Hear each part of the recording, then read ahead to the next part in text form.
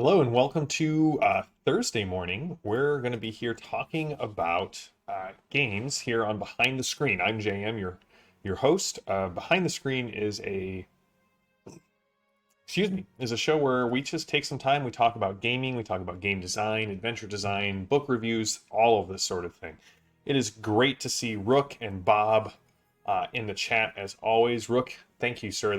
That's as always. Your sub bombing is appreciated and recognized, and heartfelt. Thank you. That's amazing.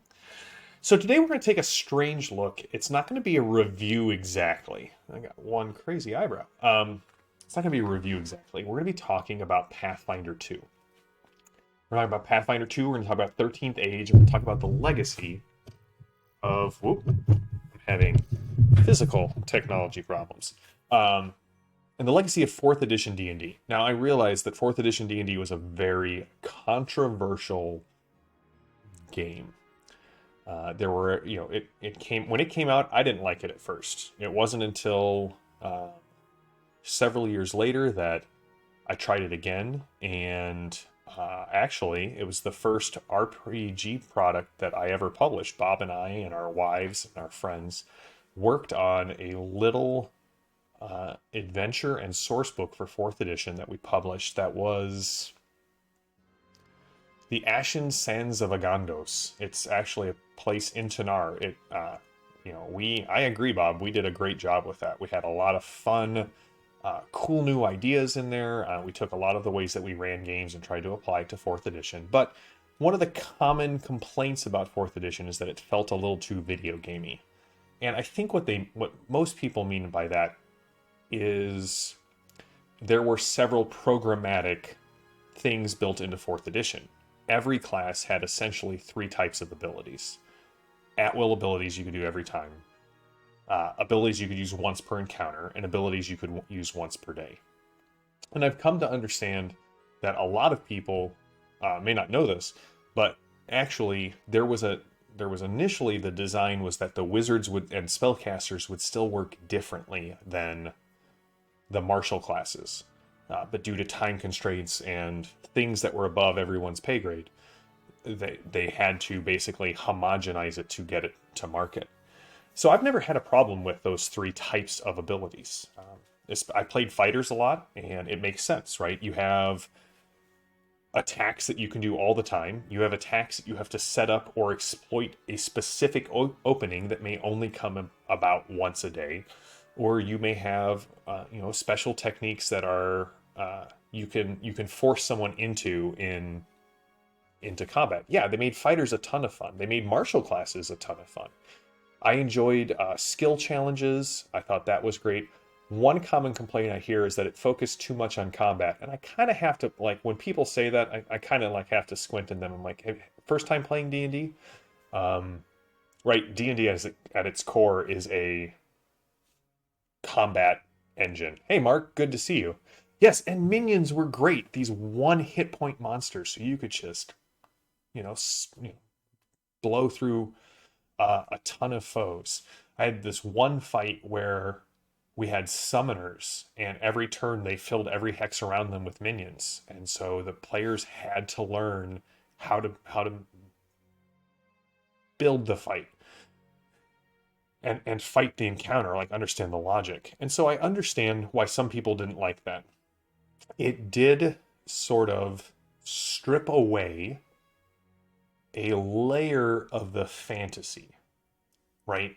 So instead of getting a spell that said, Bigby's hand summons a force of, summons magic into the shape of a magical hand that does all of these cool things, it stripped it down to, hey, Bigby's hand, it is a force type. It does, it affects this many squares. It affects this many targets. It pushes or pulls or does these different things. It basically reduced the fluff of the spell to just its base components. They did a couple of other things, right? They took away feet. Everything was in squares, right? I think I saw a fun meme that it was talking about the difference between 3rd, 5th, and 4th edition D&D, where 3rd edition says, all right, you got every square is 5 feet, but if you're moving diagonal every third square is 10 feet. And, they explained how it worked in 5th edition. And they're like, 4th edition, square equals square. And it did. It sort of reduced and boiled down a lot of the things to very programmatic response. Yes, fluff is very important, Professor. I agree. And so what was interesting is I think the reason it was it was a very well-designed game. It was very difficult to break. You could do it. And it was seriously overwhelming at higher levels. I'm not going to pretend like it wasn't. I can't tell you the amount of times that people are like, wait, is this guy in my aura? Am I in his aura? Do I have resistance? What is his weakness? Oh, can you shift or pull? Wait, was that a pull? Was that a push? Was that a move? I think that's really where Gale Force 9 sort of shined. They started putting out all of those markers that you could use to like stack on top of people to say, hey, here's what's going on. Most of us just use bottle caps or the little plastic rings when you take the bottle off. So anyway, I know it is a addition that at the time people didn't like, but there's a lot of people coming back to it, and I think Matt Colville speaks very highly of 4th edition for that reason. But, kind of went the way of the dodo, if you will, for a long time. And 5th edition has come out and it's, doing like the best D&D has ever done. I just have done a lot of market research on D&D's growth, and it is absurd over the last 7 years. One of the other things that it did is it took the feat system of 3rd edition and really blew it up. Now, there were some things I didn't like about 4th edition, right? You have the fact that magic items weren't considered part of your build. And so you could very quickly reduce a magic item to Residium and then invest that Residium in a new item and make it the magic item that you want. And so there was a lot of people who really enjoyed the fine tuning of a build. Probably in the same vein that people enjoy the fine tuning of, say, a WoW character or an ESO character. Right, we would have people who would have this sort of Gnostic view of D&D where they never played it, but they would put it together and they would read the books because they loved it so much. And then they would talk about combining this feat with that feat and all these different things. Yes, Professor, so that's an interesting thing. A lot of people talk about how Dungeons & Dragons is so big, and there's one YouTuber who I'm thinking of in particular who is like, listen, if you're not playing D&D, you're doing damage to the hobby because we got to make sure D&D is doing great. And the thing to remember is a rising tide raises all ships. D&D is larger than it's ever been, and as Professor pointed out, it is putting more water into the pool, and everyone else is enjoying this. So, I said we would get to Pathfinder 2. But before we do that, we have to take a stop along the way. Jonathan Tweet and Rob Hainso wrote 3rd and 4th edition together. And then they came out and they put 13th Age together, which if you have followed me or know me for any length of time, you know how much I love this game, right? This is one of my favorite versions of F20 gaming ever. It is the right mix of tactical combat with loosey-goosey narrative focused rules. We've done a podcast for 5 years on how much we love 13th Age. Mark is one of the hosts of that show, who's on here right now. So I now line develop for 13th Age, and Rob and I have been talking a lot about the legacy of 4th edition, what was brought into 5th edition, what was brought into 13th Age. And here's the thing, if you love 5th edition, that's great. There's a lot of 4th DNA in there hidden under the surface. You do have once or twice per battle abilities. You have at-will abilities. You have things that you can only do so many times per day. That's the same economy that 4th edition introduced. They just don't make it as explicit. And I think the problem, Rob and I have had this discussion, I think the problem that people had with 4th edition is not that it wasn't a good game. is the fact that it was labeled Dungeons and Dragons. So many people have ideas of what Dungeons and Dragons meant, right? When we hit 4th edition, you had about a decade of people playing 3.5 and multiple decades of people playing 1E and 2E. And so 4th edition came in and it slaughtered a ton of sacred cows. It changed fundamentally the way the rules were presented to the players and the GM. It took away some of that fluff, some of that narrative space. And what's interesting to me is no one complained about that when we went from 2nd to 3rd, right? When suddenly we were using grid combat, when before it was just like, hey, lightning bolt goes 100 feet. And you're like, all right, like I can kind of imagine that in my head, kind of systematically put together. Excellent. You just finished running a long 13th Age campaign. I am glad to hear that. I would love to hear about that. Yeah, we still play 13th Age. Bob, we'll have to get you into a 13th Age game. You would love it. Just enough grit there to really sink your teeth into. And then a very narrative focused. The backgrounds are great. The one unique things are great. The way rituals and travel work, they're all abstracted into a very storytelling narrative, almost mage-esque, can you do this sort of a thing, convince me you can do this. So along comes Pathfinder 2. We're finally at the core of my thesis today. Pathfinder 2. It is, after 13th Age, and possibly depending on the type of game I want to run instead of 13th Age, it is in my top 2 Fantasy 20 games that are currently on the market right now, the other one being 13th Age. And if you look at Pathfinder 2, it made a ton of the same design choices that 4th edition did. There has been a concerted effort to give fighters the ability to stand with high-level wizards. There has been a concerted effort to break everything down into feats. And there has been a concerted effort to make magic items scale up with the players. So what do I mean by this? It's Pathfinder, right? If you've played Pathfinder 1, I played it forever. I know Rook is a huge fan of Pathfinder 1.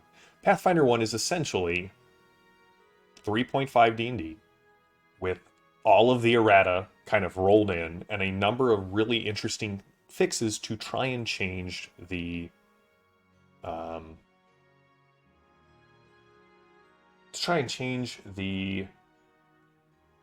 fighter problem, right? Monty Cook says the fighter problem is fighters increase in power linearly, wizards increase in power quadratically. So there, fighter is pretty much straight power curve. Wizards are really weak until they hit about 5th level and then jump up, right? The way they controlled that in previous editions, like 1 and 2E, where wizards had different XP tables that caused them to level slower than fighters. But still, it was an issue. And Phantom, you got a good point, right? There was a smaller player base back when 2E shifted to 3E. And D&D was sort of on its way out until 3E revitalized it. And there was a lack of instant communication. Both probably contributed to the lack of edition wars at that time. So here comes Pathfinder 2E, and they slaughtered a bunch of sacred cows. They changed a bunch of things. Everything is feat-based. Your ancestry, you get feats to kind of tune in what kind of gnome or elf you are. What's interesting is when you look at the classes, if you're a spellcasting class, your class is about 4 pages. If you're a martial class, it's 2 or 3 times that length, because each class has their own feats, and the feats define the abilities. So it's no longer just a table that you look at. You actually get to... one of the interesting things, we hear this complaint in 5th edition, right? If you've played a warlock 2 or 3 times, you've basically seen every combination of the warlock that's available right now for 5th edition. In Pathfinder, and most of your choices in 5e are front-loaded, right? You really don't make a whole lot of character choices after about, is it level 3 that you get your subtype? And there may be a couple of other choices, like for spellcasters, like the Warlock, or the Battle Master, as you can pick new abilities as you go up. But really, most of your choices are gate kept by level 3 or 5. In Pathfinder, you could have two people at the table, both playing the same ancestry and the same class, and they will be wildly different from level 1, and they will continue to be wildly different all the way out to level 20, which is really interesting to me. Some of the other choices, so they really took a lot of things from 4th edition. They took the feat builds. They took multi-classing. The way multi-classing works in both 4th edition and 5th and Pathfinder 2e is the fact that you end up taking a feat that gives you access to a small ability of another multi-class. And as you continue to take feats in that multi-class, you gain access to more and more class features. But that proves even the class features are essentially feats. If you break down Pathfinder 2, it's really just a Lego game where the individual blocks are feats to build up. Hey Oz, good to see you, buddy. And yeah, oh man, Bob, our Exalted game, that stands the test of time. That's still one of my favorite games of all time that we have run and played together. The other thing that they took from 4th edition is, as I said, that magic item thing. And they make a little more sense out of it. Instead of reducing it to this unobtainium or residium that you could use, there are runes. And you can basically take runes off of items through downtime and crafting actions and build different magic items, which I think is an interesting way of doing it. I'm not entirely sold on it yet. I've run the 3 Pathfinder games, and most of the players weren't super interested in how runes work. There was one game where I had players who were really interested, but the game fizzled before we could really get going on that. The other thing they did that is radical is they changed the action economy, right? Since really about 3rd edition, you've had 3 types of actions: move, primary, if you will, and minor. It's the same way it works in 13th Age. It's the same way it worked in 4th edition. It's sort of the same way it works in 5th edition. You have move, attack, move, action, and then bonus action if you're lucky enough to have one. I think that's one of my big problems with 5th edition's action economy is there are not enough bonus action options for some classes, and then there are a ton for other classes. If you're playing a rogue, you have access to essentially an extra action a turn because that's just your thing. Yeah, major, minor, move. So in Pathfinder 2, they just say you get to do 3 things, and they have a way to kind of scale back attacks. So it's never in your best interest to make 3 attacks because the diminishing returns, and actually, again, an amazing design choice. Critical hits in Pathfinder 2 occur on 1s and 20s, just like every other D20 game since 3rd edition. Fun fact, 20s didn't critical or do double damage in 2nd edition unless you were using optional rules. They just auto-hit. But they also said if you exceed your target number by 10, or you miss the target number by 10, that's also a critical hit or failure. And so if you're taking a 3rd attack, you're taking a -10 to hit. It's not a great time to attack. The other thing that they did, they borrowed, I think they were influenced by 13th Age as well. 13th Age has this very simple encounter design, right? At Adventurer tier, 1 PC gives you 1 monster on level, and the more they're above or below, the more or less they count. Pathfinder 2 does the same thing. You get an XP budget, but XP budgets aren't based on monsters, they're based on levels. And so the less the monster is than the PC's level, the less they cost. The more they exceed the PC's level, the more they cost. And so instead of giving us a monster that's really useful at, like, say, 1 level, they give each monster is really useful in a band of 8 levels. If you're hitting that -4, 4 under the current PC level, they're almost like mooks or minions. If you exceed it by 4, this is sort of a solo monster, but as they level up, those monsters kind of start falling in tier and new monsters kind of rotate through. I really like that. Yes, Oz, I do believe I remember that Barker did the critical hit thing for double damage in Tekkamul, right? Empire of the Petal Throne. So, all that to say, Pathfinder 2 These are the reasons I enjoy it. I enjoy it because of its fifth or fourth editionness. And I think the reason that it has, now, don't get me wrong, you can find places on the internet where people who love PF2 or love PF1, they have their own little micro edition wars. And I say micro edition wars because Paizo's doing great, but Wizards is the 500-pound gorilla in the corner. No matter how great Paizo is doing, Wizards posted their first $1 billion revenue year. So I also think that's why Paizo fans were willing to accept the slaughtering of certain sacred cows and the rebuilding of Pathfinder 2 with 4th edition fundamental design. Because it doesn't say D&D on the cover. It says Pathfinder on the cover. What does Pathfinder mean? Well, some people have a very clear idea in their mind. Other people just recognize it as that thing that came out after 3.5 and did really well while 4th edition was going on. But it's become its own thing over a decade of play. So when they designed the new game, they leaned into the fact that, hey, Pathfinder isn't D&D anymore. Pathfinder is now its own thing. And I think literally the fact that it didn't say D&D on the cover made it far more palatable to the majority of people. Now, I will do some reviews of Pathfinder products that I love. I think the new Guns and Gears book is stellar. Also, I think if you like art, I think Pathfinder's art blows D&D's art out of the water. I also think their adventure paths are just better than the 5e adventure books. If you take a look at Strixhaven versus Strength of Thousands, you're going to get a way, way better adventure with Strength of Thousands. Now it's a little more expensive, right? Strixhaven's about $50 and a lot of work to run from what I understand. Path of Thousands is $150 because it's 6 adventure or $25 adventures. But again, Pathfinder adventure paths are solid. If you want to check out kind of how Pathfinder puts together their adventure paths, they're taking their Abomination Vault, which is an amazing mega dungeon, just spectacularly well done.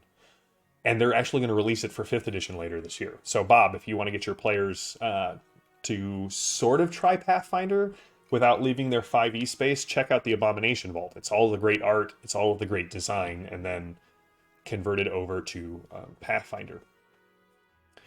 The other thing I love about Pathfinder is I remember seeing they've done a couple of humble bundles for Pathfinder 2, and somebody was like, they must be hurting because they're giving away their products for so cheap. Again, I just have to ask, is this your first time coming to Pathfinder? Because all of the rules are available for free online at the Archives of Nithis. I'll put the link below. Pathfinder releases all of the content of their books for free. Now, not the adventures, but the new monsters, the new feats, the new... they don't have prestige classes, but what replaced prestige classes essentially works like multi-classing. You're multi-classing into this new archetype. They give it away for free. So the fact that they're charging you less money for a bunch of PDFs than you would have to purchase normally is sort of how Humble Bundle works, right? It gives some money to charity, it gives some money to the company, and it gives you advertising for people who go to Humble Bundle. If you're looking for a great way to get into Pathfinder, their starter box is amazing. I will put a link in the show notes for the starter box. It's set in the village of Otori, and it leads directly into the Abomination Vaults, which, again, as I've just said, is one of my favorite Pathfinder adventure paths. I've also really enjoyed... Let's see here. I really enjoyed the Extinction Curse adventure. We played the first one of that, and I've read all of them. The conceit is you're starting off in a circus. Now, the circus mechanics are really interesting. There's a couple of things that if you go to the Pathfinder 2 Reddit, you can find people who have solved how the circus mechanics work. But it's this really interesting core conceit that you're a traveling circus, but at every town on this island, you start to unravel the mystery of what's going on. I also really enjoyed their new Mammoth Lords adventure, which had a bunch of hex crawling, which I love, sort of along the lines of Kingmaker. Kingmaker is coming out again for second edition. I'm really excited about that release. And then their new one looks really interesting. Outlaws of Arkenstone is set in the area of Galarian, which is their home planet, if you will, with guns and gears. So automatons and inventors and androids and gunslingers. And they just released a book this month called Book of the Dead, which is their look at they're not going to do any more bestiaries. They did 3, they're done, and now they're doing these, I don't want to say splat books because they're bigger than that, but they're looking at essentially one type of monster and everything around it. So we'll probably do a review of Book of the Dead, just because it's so interesting. Like, you have character options for people who are living. You have character options for people who are dead. You can play as a skeleton, or I read this and Champions of Death, so there may be some overlap, but I think you can play as a skeleton, a ghost, a ghoul, or a vampire. They actually bring necromancy back in as a viable choice for playing the necromancer. There's a ton of new monsters, and there's a really cool sort of zombie adventure at the back of the book. So, Bob, I'm with you. I mean, obviously, I prefer physical books to digital books. I'll read digital books, but if I can ever have the choice of having something, a hard copy to hold in my hand, that's what I love. So, that is sort of my overview on the legacy of 4th edition and how it's actually still alive today. We talked about how it's alive in 13th Age. We really talked about how I feel like it really heavily influenced the game design choices of Pathfinder 2. And it's sort of under the hood in 5th edition. And if you really like Matt Colville, if you want to see how Matt uses 4th edition mechanics in his 5th edition game, you can just go check out his video. We may post a link. I don't know if I can post a link to one of his videos, but we'll try it. So that's kind of where we're at.